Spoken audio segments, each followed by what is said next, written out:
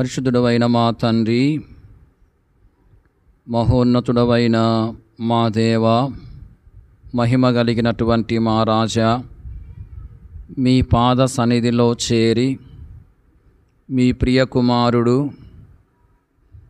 మా రక్షకుడైన యేసుక్రీస్తు నామమున మీకు స్తోత్రమును చెల్లిస్తూ ఉంటున్నాం. ఇంతవరకు ఈ పరిచర్లో మీరు మాకు సహాయం చేస్తూ వచ్చిన విధానం కొరకు స్తోత్రములు. మీ సన్నిధికి చేరి వచ్చిన వారిని బట్టి స్తుతిస్తున్నాము. ప్రభు, ఇంక రావలసిన వారిని దర్శించి ప్రేరేపించి త్వరపెట్టి మీరు తోడుకుందామని మీకు మనవి చేస్తూ ఉంటున్నాం. ఈ సమయంలో నిలబడుతున్న మీ దాసుని మీరు కరుణించండి. అయోగ్యుడను నిష్ప్రయోజకుడను నాయన, మీ సన్నిధిని నిలిచి పరిచర్య చేయటకు ఏమాత్రము అర్హత లేనివాడును. దేవా, మీరు నన్ను కరుణించి మీ కలవరి శిలువ రక్తము చేత మీరు నన్ను కడిగి పవిత్రపరచండి. మీ సిలువ చాటును మరుగుపరుచుకొని మీ ఆత్మపూర్ణిగా చేసి మీరు అభిషేకించి వాడుకొనండి. ఇదిగో నీ నోట నా మాటలు ఉంచి ఉన్నానని మీరు సెలవిచ్చిన మాటను మీరు నా పక్షంగా నెరవేర్చండి. ఓ ప్రభువా, మీ పరలోకపు సింహాసనం నుండి మీ స్వరాన్ని మాకు వినిపించండి. ఓ దేవా, మేము వాక్యం యొక్క వెలుగులో మీ గొప్పతనము, మీ మంచితనము, మీ ప్రేమను గ్రహించి మీరు మా పక్షంగా చేస్తూ వచ్చిన మేళ్ళన్నింటినీ తలంచుకొని మిమ్మల్ని ఆరాధించుట కొరకే మాకు మీ కృపను దయచేయండి. ప్రభా, మీ ప్రజలు వాక్యం మీదనే మనసు ఉంచి శ్రద్ధతో వాక్యాన్ని విని మేలు పొందినట్లు మీరే కార్యం జరిగించండి. అన్ని విషయాలు మీ నామానికి మహిమ తెచ్చుకున్నామని యేసుక్రీస్తు ప్రభు నామమున ప్రార్థించి స్తుతించి వేడుకొనుచున్నాం తండ్రి, ఆమీన్. ఈ సమయంలో పరిశుద్ధ గ్రంథంలో నుండి ఎఫెసీలకు రాసిన పత్రిక 2వ అధ్యాయము 4-5 వచనాలు మనమందరం కలిసి చదువుకుందాం. ఎఫెసీలకు రాసిన పత్రిక 2వ అధ్యాయము 4-5 వచనాలు మనమందరం కలిసి చదువుకుందాం. అయినను దేవుడు కరుణా సంపన్నుడై ఉండి మనము మన అపరాధముల చేత చచ్చిన వారమై ఉన్నప్పుడు సహితము మన ఎడల చూపిన తన మహాప్రేమ చేత మనలను క్రీస్తుతో కూడా బ్రతికించెను. కృపచేత మీరు రక్షింపబడి ఉన్నారు. మనం చదువుకుంటూ వచ్చిన ఈ వచనాల్లో అయినను అనే మాటను మనము గమనిస్తూ ఉంటున్నాం. ఈ వచనాల్లో అయినను అనే మాట వ్రాయబడి ఉంది. పరిశుద్ధ గ్రంథములో ఈ మాట కొన్ని చోట్ల రాయబడ్డట్లుగా మనము గమనించవచ్చు. ఈ సమయంలో అయినను అనే ఈ మాట రాయబడుతూ వచ్చిన 4 సందర్భములను మనం చూద్దాం. ఈ 4 సందర్భాల్లో మన స్థితి ఏ రీతిగా ఉందో మనము తెలుసుకోవచ్చు. అలాగే దేవుడు ఎలాంటి వాడుగా ఉన్నాడో కూడా మనకు తెలియజేయబడుతుంది. మన దేవుడు ఎలాంటి వాడుగా ఉన్నాడో మనము తెలుసుకుని ఆయన్ని మనము ఆరాధించి గణపరిచే వారముగా ఉండాలి. మొదటిగా ఎఫెసీలకు రాసిన పత్రిక 2వ అధ్యాయము 4-5 వచనాల్లో అయినను అనే మాటను మనము గమనిస్తూ ఉంటున్నాం. ఇక్కడేం రాయబడిందంటే, అయినను దేవుడు కరుణా సంపన్నుడై ఉండి మనము మన అపరాధముల చేత చచ్చిన వారమై ఉన్నప్పుడు సహితము మన ఎడల చూపిన తన మహాప్రేమ చేత మనలను క్రీస్తుతో కూడా బ్రతికించెను అని వ్రాయబడి ఉంది. గమనించండి, మనుషుల యొక్క స్థితి ఏ రీతిగా ఉందో మనం ఇక్కడ గమనిస్తూ ఉంటున్నాం. ఇక్కడ ఏం రాయబడిందంటే, మనము మన అపరాధముల చేత చచ్చిన వారమై ఉన్నాము అని చెప్పి రాయబడింది. దేవుణ్ణి ఎరగకుండా, రక్షణ పొందకుండా, ప్రభువుని హృదయంలో చేర్చుకోకుండా ఎవరైతే ఉన్నారో వారు ఆత్మీయంగా చచ్చిన స్థితిలో ఉన్నారు. ఆత్మీయంగా వారు ఎలాంటి స్థితిలో ఉన్నారు? చచ్చిన స్థితిలో. మరి ఇక్కడ 4-5 వచనాల్లో మనము మన అపరాధముల చేత చచ్చిన వారమై ఉన్నాము అని చెప్పి రాయబడింది. అలాగే 3వ వచనం చివరిలో ఏం రాయబడిందంటే, కడమ వారి వలనే స్వభావ సిద్ధముగా దైవోగ్రతకు పాత్రులమై ఉంటిమి అని చెప్పి రాయబడింది. గమనించండి, దైవోగ్రతకు పాత్రులమై ఉంటిమి అని చెప్పి 3వ వచనములో రాయబడి ఉంది. గమనించండి, ఎఫెసీయులకు రాసిన పత్రిక 2వ అధ్యాయము 3, 4, 5 వచనాల్లో మనము ఏం చూస్తున్నాము అంటే, దేవుణ్ణి ఎరగకుండా, రక్షణ పొందకుండా ఎవరైతే ఉన్నారో వారు వారి యొక్క అపరాధముల చేత ఆత్మీయంగా చచ్చిన స్థితిలో ఉన్నారు. అంతేకాదు వారు దైవోగ్రతకు పాత్రులుగా ఉన్నారు అని చెప్పి రాయబడింది. దైవోగ్రతకు వాళ్ళు పాత్రులుగా ఉన్నారు. ప్రియులారా గమనించండి, ఎవరైతే అపరాధముల చేత, పాపముల చేత ఆత్మీయంగా చచ్చిన స్థితిలో ఉన్నారో వారు దైవోగ్రతకు అంటే దేవుని యొక్క శిక్షకు పాత్రులుగా ఉన్నట్లు వాక్యం మనకు తెలియపరుస్తూ ఉంది. మరి ఇలాంటి స్థితిలో మనుషులు ఉంటుండగా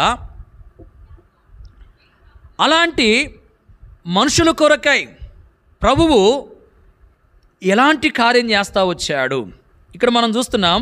అయినను దేవుడు కరుణా సంపన్నుడై ఉండి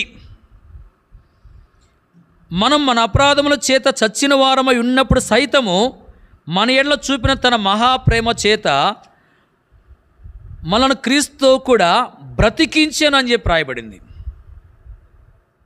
చూడండి, అయినను దేవుడు కరుణా సంపన్నుడై ఉండి మనల్ని ఏం చేశాడు? బ్రతికించిన వాడుగా ఉన్నాడు. అంటే ఆత్మీయంగా మనకు జీవాన్ని ఇచ్చాడు, ఆత్మీయంగా మనల్ని బ్రతికించినటువంటి వాడుగా ఉన్నాడు. ప్రియులారా, ఇది ఎలాగూ సాధ్యమవుతూ వచ్చింది అంటే గమనించండి, యేసుక్రీస్తు ప్రభువారు ఆ కలవరి శిలువలో ఘోరమైన మరణాన్ని పొందుట ద్వారా సాధ్యమవుతూ వచ్చింది. మనుషులు అపరాధముల చేత చచ్చిన వారుగా ఉండి దైవోగ్రతకు పాత్రులుగా ఉన్నారు. మనుషులు దేవుని యొక్క ఉగ్రతకు పాత్రులు. మరి యేసు ప్రభు శిలువలో ఏమైపోయాడంటే బలైపోయాడు.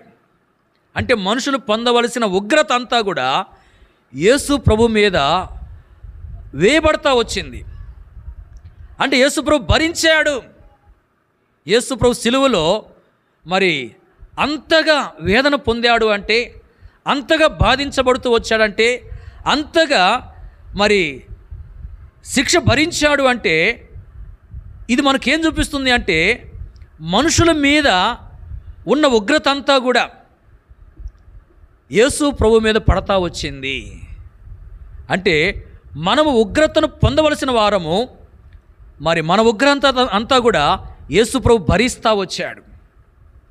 ఎవరైతే మరి ఈ విధంగా సిలువలో ఘోరమైన శిక్షను భరించిన యేసు ప్రభుని నమ్మి పశ్చాత్తాపంతో పాపాలు ఒప్పుకొని క్షమించమని ప్రభుని అడుగుతారో ప్రభు ఏం చేస్తా అంటే వారి పాపములన్నీ క్షమిస్తాడు, వారిని తన రక్తం ద్వారా కడిగి పరిశుద్ధపరుస్తాడు, వారికి మరి ఆత్మీయంగా జీవాన్ని ఇస్తాడు. అంటే వారిని ఆత్మీయంగా ఏం చేస్తాడు? ఆయన బ్రతికిస్తాడు. ఆత్మీయంగా బ్రతికించబడిన వ్యక్తి, ఆత్మీయంగా జీవాన్ని పొందిన వ్యక్తి దైవోగ్రత నుంచి తప్పించబడి శ్రేష్టమైన పరలోకానికి వారసులుగా చేయబడతారని చెప్పి వాక్యము తెలియపరుస్తూ ఉంది. కాబట్టి ఎవరైతే ఇంకా మరి అపరాధముల్లో పాపములో ఉండి ఆత్మీయంగా చచ్చిన స్థితిలోనే కొనసాగుతుంటున్నారో వారు ఇప్పుడైనా సిలువలో బలైపోయినటువంటి యేసు ప్రభుని నమ్మి యేసుక్రీస్తు ప్రభుని అంగీకరించి ఆయన ద్వారా మరి ఆత్మీయంగా జీవాన్ని పొందుకొని దైవోగ్రతను తప్పించుకుని శ్రేష్టమైన పరలోకానికి వారసులుగా చేయబడాలని ప్రభు పేరట మనవి చేస్తూ ఉంటున్నాం. గమనించండి, ఇప్పటికే రక్షణ పొందిన మన జీవితంలో రక్షణ పొందకముందు మనం ఎలా ఉన్నాము అంటే ఎలా ఉన్నాము? మన అపరాధముల చేత, మన పాపముల చేత ఆత్మీయంగా చచ్చిన స్థితిలో ఉండి దేవుని యొక్క ఉగ్రతకు మనం పాత్రలంగా ఉన్నాము. అలాంటి మనము మరి సిలువలో బలైపోయినటువంటి, అంటే మనకు బదులుగా శిక్షను భరించినటువంటి యేసు ప్రభుని నమ్మి మన పాపాలు ఒప్పుకొని క్షమించమని ప్రభుని వేడుకోవటం ద్వారా ప్రభు ఏం చేశాడంటే మన పాపాలు క్షమించాడు, మనల్ని పరిశుద్ధులుగా చేశాడు, ఆత్మీయంగా మనల్ని బ్రతికించాడు. ఆత్మీయంగా బ్రతికించబడిన మనము గమనించండి, మరి ఉగ్రతను తప్పించుకున్నాం. దేవుని యొక్క శిక్షను మనము తప్పించుకొని శ్రేష్టమైన పరలోకానికి మన వారసులంగా చేయబడతా వచ్చాం. కాబట్టి మన జీవితంలో మరి ప్రభు చేసిన ఈ కార్యాన్ని బట్టి ప్రభుని ఎంతో మనము ఆరాధించి గణపరిచే వారంగా ఉండాలి. గమనించండి, ఆయనను అనే మాట రాయబడుతూ వచ్చిన ఈ సందర్భంలో మనం ఏం చూస్తున్నాము అంటే మన స్థితి మనం గమనిస్తున్నాం. మనము మన అపరాధముల చేత చచ్చిన వారంగా ఉండి దైవోగ్రతకు పాత్రలుగా ఉన్నాం. అయితే ఆ ప్రభువు కరుణా సంపన్నుడై ఉండి మనల్ని ఏం చేశాడంటే బ్రతికించిన వాడుగా ఉన్నాడు, ఆత్మీయంగా జీవాన్ని మనకిచ్చాడు. కాబట్టి మనం ఏం చేయాలంటే ఆ ప్రభువును ఆరాధించాలి. ప్రియులారా, అయినను దేవుడు కరుణా సంపన్నుడై ఉండి మరి చచ్చిన స్థితిలో ఉన్న మనల్ని ఆత్మీయంగా బ్రతికించాడు. దాన్ని బట్టి మనం ఆయన్ను ఆరాధించి గణపరిచే వారంగా ఉండాలి. రెండో విషయాన్ని మనం చూద్దాం. చూడండి, కీర్తన 106 8వ వచనం. 106వ కీర్తన 8వ వచనం. అయినను తన మహాపరాక్రమమును ప్రసిద్ధి చేయుటకై ఆయన తన నామమును బట్టి వారిని రక్షించెను. ఈ వచనంలో కూడా అయినను అనే మాట వ్రాయబడింది. అయినను ఆయన వారిని రక్షించెను అనే మాట రాయబడ్డట్లుగా మనం ఇక్కడ గమనిస్తూ ఉంటున్నాం. అయినను ఆయన వారిని రక్షించెను.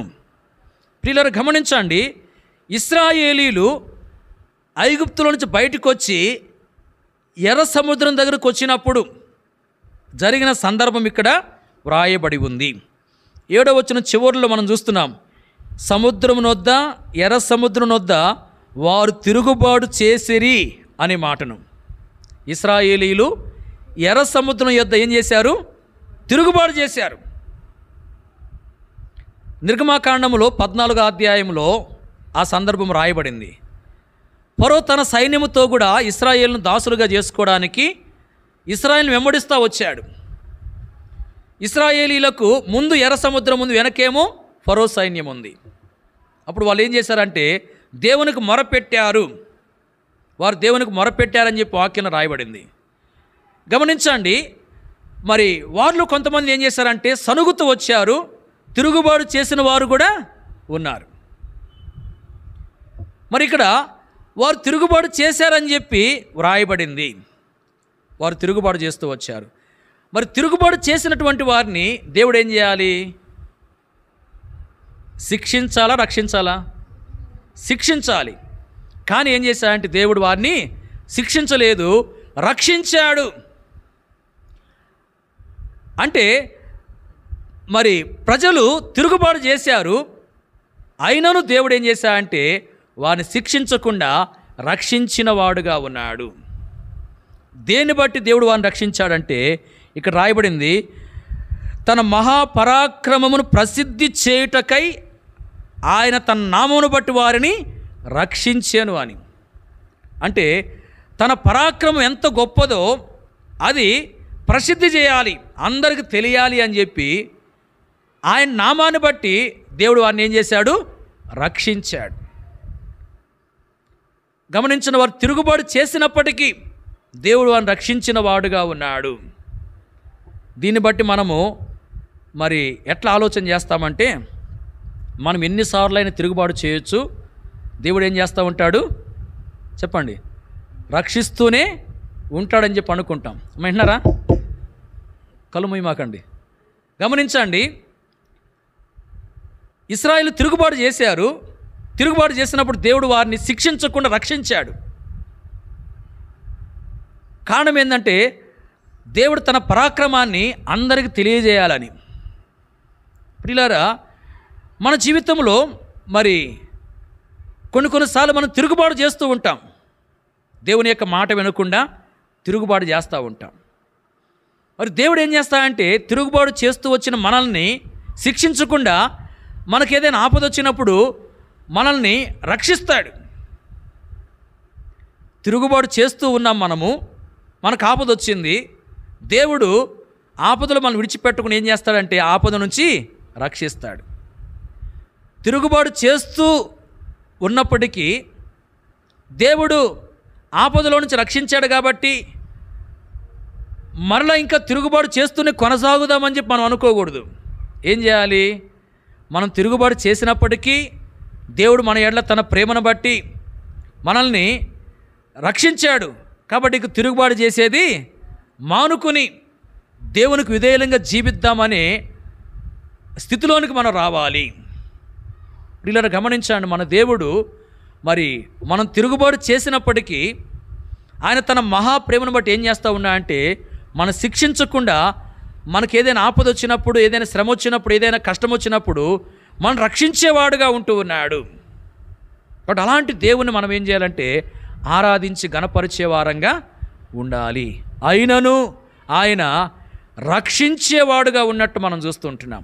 ఆయనను రక్షించిన వాడుగా ఆయన ఉన్నాడు. అయినను అనే మాట ఇక్కడ రాయబడింది. ఇక్కడ మన యొక్క స్థితి ఎలాగుంది అంటే ఇశ్రాయేలు వలె మనం కూడా తిరుగుబాటు చేస్తున్నటువంటి వారం. అయినను దేవుడు ఏం చేస్తూ ఉంటున్నాడు? మనల్ని రక్షిస్తూ ఉన్నాడు మన యాత్రా జీవితంలో వచ్చే ఆపదల నుండి. కాబట్టి మనం ఆయన్ని ఆరాధించి గణపరిచే వారంగా ఉండాలి. మూడో మాట చూడండి, పరిశుద్ధ గ్రంథంలో నుండి కీర్తన 55:18 వచనం. 55వ కీర్తన 18. నా శత్రువులు అనేకులై ఉన్నారు, అయినను వారు నా మీదకి రాకున్నట్లు సమాధానం కలగజేసి ఆయన నా ప్రాణమును విమోచించి ఉన్నాడు. ఈ వచనంలో కూడా అయినను అనే మాటను మనం చూస్తూ ఉంటున్నాం. ఇక్కడ కూడా ఏముంది? అయినను అనే మాట వ్రాయబడి ఉంది. గమనించండి, ఇక్కడ దావీదుని గురించి మనం చూస్తున్నాం. ఈ కీర్తన దావీదు రాస్తూ వచ్చాడు. దావీదు ఏమంటున్నా అంటే నా శత్రువులు అనేకులై ఉన్నారు అంటున్నాడు. నా శత్రువులు అనేకులై ఉన్నారు, అయినను వారు నా మీదకి రాకున్నట్లు సమాధానము కలగజేసి ఆయన నా ప్రాణమును విమోచించి ఉన్నాడు అని చెప్తుంటున్నాడు. గమనించండి, దావీదునకు శత్రువులు అనేకులు ఉన్నారు. ఎంతమంది ఉన్నారు? అనేకులు. అనేక మంది శత్రువులు ఉన్నప్పుడు దావీదునకు మరి వాస్తవంగా సమాధానం అనేది ఉండదు. అనేక మంది శత్రువులు ఉన్నప్పుడు తనకు సమాధానం అనేది ఉండదన్నమాట. ఎందుకంటే మరి ఆ అనేక మంది శత్రువుల్లో ఎవరెవరు తన మీదకి వచ్చి తనకు హాని చేస్తారో అన్న భయం ఒకవేళ ఉండొచ్చు. అయితే దేవుడు ఏ విధంగా కార్యం చేస్తున్నాడు? ఏ విధంగా కార్యం చేస్తున్నా అంటే అనేక మంది దావీదునకు శత్రువులు ఉన్నప్పటికీ వారు దావీదు మీదకి రాకుండా వారిని ఆపేసి దావీదునకు సమాధానం కలగజేస్తూ ఉన్నాడు. గమనించండి, అనేక మంది శత్రువులు ఉన్నప్పటికీ వారు దావీదు మీదకి రాకుండా దేవుడు ఏం చేస్తున్నాడు? ఆపుతా ఉన్నాడు. దావీదునకు దేవుడు సమాధానము కలగజేస్తూ వచ్చాడు. ప్రియులారా, మన జీవితంలో కూడా మరి మనకు కూడా అనేకమైన శత్రువులు ఉన్నారు. శత్రువులు అంటే మన ఆత్మీయ జీవితానికి నష్టాన్ని కలిగించేది ఏదైతే ఉందో అదే ఒక శత్రువుగా మనం చెప్పుకోవచ్చు. గమనించండి, దేన్ని బట్టి మన ఆత్మీయ జీవితానికి నష్టం కలుగుతుందో అదే ఒక శత్రువు. మరి ఈ దినాల్లో ఇలాంటి మన ఆత్మీయ జీవితానికి నష్టాన్ని కలిగించే శత్రువులు అనేకులు ఉన్నారు, అనేకమైన ఉన్నాయి. అయితే దేవుని మీద మనం ఆధారపడినప్పుడు, దేవుని ఆశ్రయించినప్పుడు దేవుడు ఏం చేస్తాడంటే ఆ శత్రువుడు మన మీదకి వచ్చి మనకు నష్టం కలగజేయకుండా దేవుడు ఆ శత్రువుని ఆపేసేసి మనకెంతో సమాధానం కలగజేసేవాడుగా ఉంటున్నాడు. కాబట్టి ఇలాంటి దేవుణ్ణి మనం ఆరాధించాలి. అనేక మంది శత్రువులు ఉన్నారు, అయినను దేవుడు ఆ శత్రువులు మన మీదకి రాకుండా వారిని ఆపి మనకెంతో సమాధానం కలగజేసే దేవుడుగా ఉన్నాడు. దాన్ని బట్టి మనం ఆయన్ను ఆరాధించాలి. చివరికి ఇంకొక మాట మనం చూద్దాం. చూడండి, కీర్తన 14:6. 14వ కీర్తన 6. బాధపడువారి ఆలోచనను మీరు తృణీకరించుదురు, అయినను యెహోవా వారికి ఆశ్రయమై ఉన్నాడు. చూడండి, ఇక్కడ అయినను అనే మాట వ్రాయబడి ఉంది. బాధపడువారి ఆలోచనను మీరు తృణీకరించుదురు, అయినను యెహోవా వారికి ఆశ్రయమై ఉన్నాడు అని చెప్పి రాయబడింది. ఎవరైతే బాధపడేవారుగా ఉంటున్నారో వారి యొక్క ఆలోచనలు మనుషులు ఏం చేస్తారని తృణీకరిస్తారు.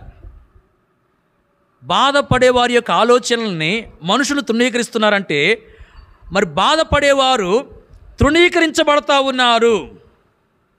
గమనించండి, బాధపడేవారు ఏం చేయబడుతున్నారు? తృణీకరించబడుతున్నారు. అంటే మనము బాధలు పడుతున్నప్పుడు, బాధల్లో ఉన్నప్పుడు మనుషులు ఏం చేస్తారు? తృణీకరించేవారుగా ఉంటారు. గమనించండి, బాధల్లో మనం ఉన్నప్పుడు కొన్ని పర్యాయములు కొంతమంది మనుషులు మనను తృణీకరించేవారుగా ఉంటారు. అయినను దేవుడు మనకు ఏమై ఉన్నాడు? ఆశ్రయమై ఉన్నాడు అని చెప్పి ఇక్కడ రాయబడింది. దేవుడు మనకేమై ఉన్నాడు? ఆశ్రయమై ఉన్నాడు. ప్రియులారా, మనం బాధల్లో ఉండి మనుషుల చేత తృణీకరించబడుతూ ఉంటున్నప్పుడు దేవుడు మనకేమై ఉంటున్నాడు? ఆశ్రయమై ఉంటున్నాడు. పరిశుద్ధ గ్రంథములో మనం గమనించవచ్చు. దానియేలు గ్రంథం 3వ అధ్యాయంలో 28వ వచనంలో శద్రకు మేషకు అబేద్నెగోను గురించి రాయబడింది. వాళ్ళు దేవుణ్ణి ఆశ్రయించిన వారుగా ఉన్నారు. ఎవరిని ఆశ్రయించారు? దేవుణ్ణి ఆశ్రయించారు. దేవుని వారు ఆశ్రయించారంటే దేవుడు వారికి ఎట్లా ఉన్నట్లు చెప్పండి. దేవుణ్ణి వాళ్ళు ఆశ్రయించారు, వారికి దేవుడు ఎలాగున్నట్లు? ఆశ్రయముగా ఉన్నాడు. దేవుడు ఇశ్రాయేలు మరి ఆ ముగ్గురికి ఆశ్రయముగా ఉన్నాడు. చూడండి, మరి ఈ ముగ్గురు వ్యక్తులు దేవుణ్ణి ఆశ్రయించిన వారుగా ఉండి దేవుణ్ణి ఆశ్రయముగా కలిగి ఉన్నారు. వీరి జీవితంలో మరి ఒక పరిస్థితి ఎదురయ్యింది. ఏంటంటే వాళ్ళు అగ్నిగుండంలో వేయబడవలసి వచ్చింది. అగ్నిగుండంలో వేయబడవలసి వచ్చింది. గమనించండి, మరి అగ్నిగుండంలో వారు వేయబడుతున్న పరిస్థితుల్లో మనుషులందరి దృష్టికి వారు మరి ఎలాంటి వారుగా ఉన్నారంటే తృణీకరించబడినటువంటి వారుగానే ఉన్నారు. ఒకవేళ మరి ఆ యొక్క దినాల్లో ఉన్నటువంటి ప్రజలు చాలామంది మరి వాళ్ళని తృణీకరించిన వారుగా ఉండుండొచ్చు. అయితే వీళ్ళు మరి ఆ విధంగా అగ్నిగుండంలో వేయబడవలసిన పరిస్థితుల్లో మరి కొంత బాధల వారు ఉన్నట్టే, కొంత బాధల వారు ఉన్నారు. అయితే వారు ధైర్యంగా ఉన్నారు, దేవుడు మమ్మల్ని రక్షిస్తాడని చెప్పి.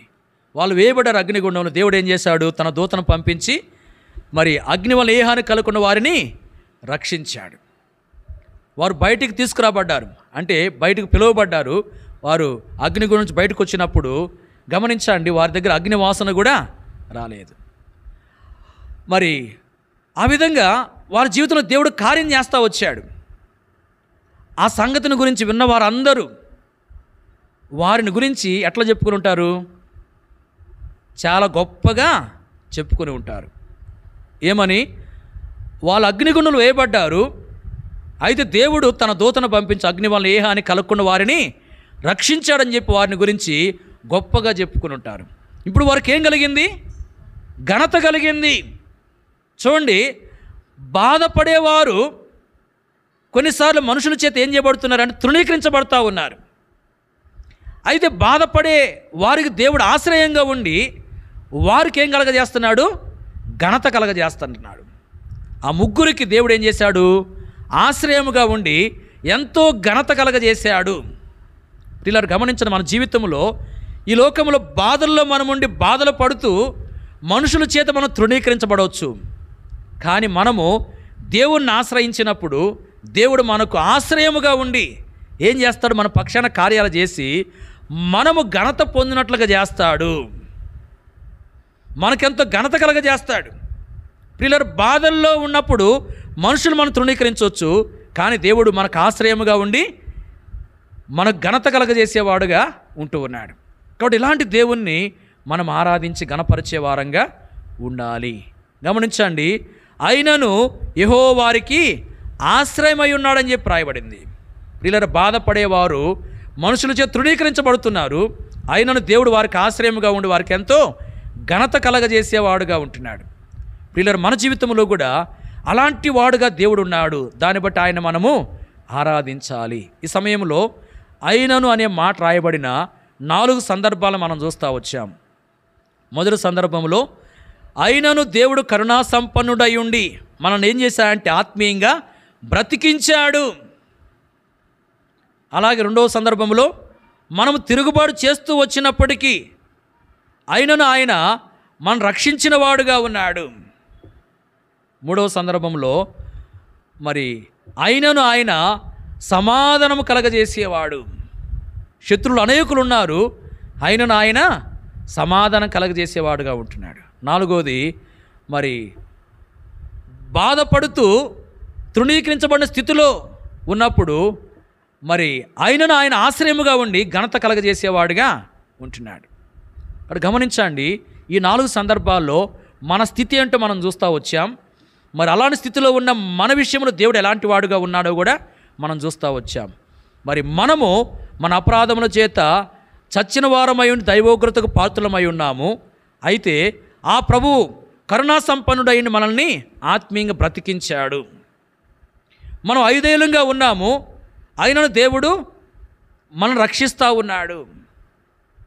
అంతేకాదు మనము అనేక మంది శత్రువులను కలిగి ఉన్నాం, మనకు అనేక మంది శత్రువులు ఉన్నారు, అయినను దేవుడు వారు మన మీదకు రాకుండా మనకెంతో సమాధానం కలగజేస్తూ ఉన్నాడు. అంతేకాదు మరి మనము బాధపడుతూ తృణీకరించబడే స్థితిలో తృణీకరించబడుతున్నాం, అయినను దేవుడు మనకు ఆశ్రయం కూడా మనకెంతో ఘనత కలగజేస్తూ ఉంటున్నాడు. వీళ్ళని గమనించండి, ఈ 4 సందర్భాలు మన దేవుడు మరి ఎలాంటి వాడు మనం చూస్తూ వచ్చాము. కరుణా సంపన్నుడై ఉండి మనం బ్రతికించిన వాడుగా ఉన్నాడు, మనం రక్షించిన వాడుగా ఉన్నాడు, మనకు సమాధానం కలగజేసిన వాడుగా ఉన్నాడు. అంతేకాదు మనకు ఆశ్రయముగా ఉండి ఘనత కలగజేస్తూ ఉన్నాడు. ఇక్కడ ఇలాంటి దేవుణ్ణి మరి ఆయన ద్వారా పొందినటువంటి మేళ్ళన్నింటిని బట్టి మనం ఆరాధించి ఘనపరిచే వారంగా ఉండాలి. ప్రభు ఆ రీతిగా మనకు సహాయం చేయనుగాక. ఈ సమయంలో మనం ఒకరి తర్వాత ఒకరు ప్రభుని ఆరాధిస్తాం. దయచేసి ఆరాధించగలిగిన బిగ్గరగా స్పష్టంగా ప్రభుని ఆరాధించండి.